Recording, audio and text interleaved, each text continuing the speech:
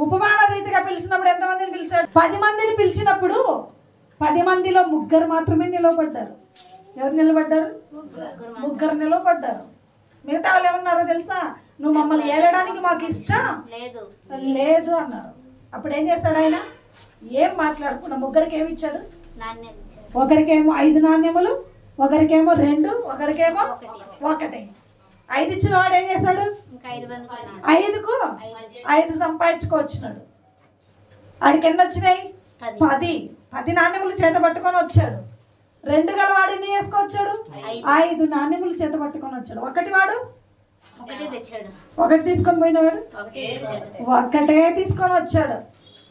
ఎవరికైతే 5 నాణ్యములు 2 నాణ్యములు ఇచ్చాడు, వాళ్ళు 2 ఎప్పుడైతే సంపాదించుకొచ్చాడో వాళ్ళని ఏమన్నాడంటే, బలా నమ్మకమైన నా మంచి దాసుడా అని పిలిచాడు. బలా నమ్మకమైన నా దాసుడా పట్టణముల మీద అధికారిగా నిలబెట్టాడు. మనకి ఇచ్చిన అవకాశాన్ని మనం ఎంతవరకు సద్వినియోగం చేసుకున్నాం? ఎంతవరకు దేవుడిచ్చిన అవకాశాన్ని మనం సద్వినియోగం చేసుకుంటున్నాం?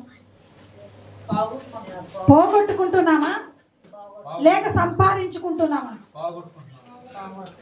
పోగొట్టుకుంటూ ఉన్నాం. ఇప్పుడు మనల్ని ఎవరితో పోల్చాలి? 3వ వ్యక్తి ఎవరు? వ్యక్తి చెడ్డదాసుడా అన్నాడు. ఎందుకు చెడ్డదాసుడా అన్నాడంటే, ఇచ్చిన దాన్ని సద్వినియోగం చేసుకోకుండా మూర్ఖత్వంతో ఆలోచన చేసి, ఇదిగో ఆయన కఠినుడు, ఆయన ఇలాంటి వాడు, దేవుడు కఠినుడు అంట. ఏం పేరు పెట్టాడు దేవుడు? దేవుడే కఠినుడు.